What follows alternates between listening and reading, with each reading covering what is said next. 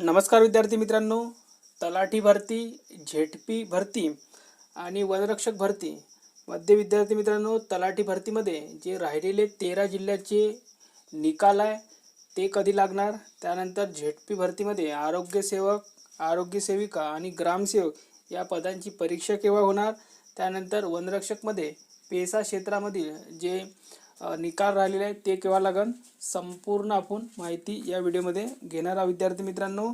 त्यानंतर आरोग्यसेवक, आरोग्यसेविका आणि ग्रामसेवकचे पेपर नेमके कधी होणार आहे, आचारसंहितेच्या पूर्वी होणार की नंतर होणार ते सुद्धा तुम्हाला सांगणार आहे.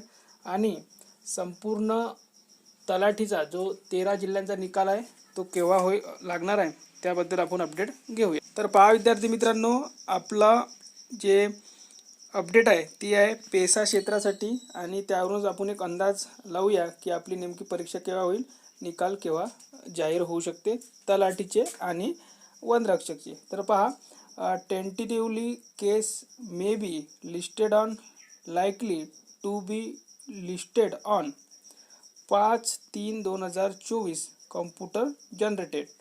म्हणजे 5 तारखेला आपल्याला पुढील तारीख मिळालेली आहे पेसाच्या केस संदर्भात. ठीक आहे, म्हणजेच आपले जे 13 जिल्ह्यांचे तलाठीचे निकाल बाकी आहे ते विद्यार्थी मित्रांनो या 5 तारखेपर्यंत नंतरच लागणार आहे, हे तर 100% आहे.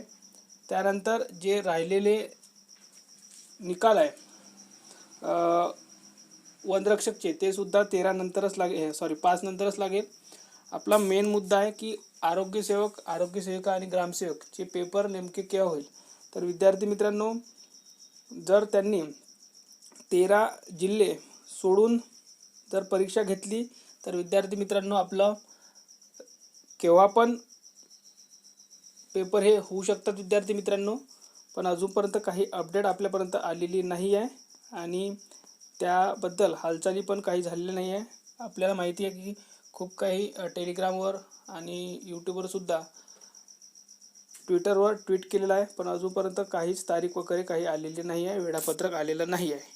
पण विद्यार्थी मित्रांनो, अशी आपण आशा करू शकतो की 5 तारखेपर्यंत किंवा 5 तारखेनंतर आपले नक्कीच पेपर होऊ शकते.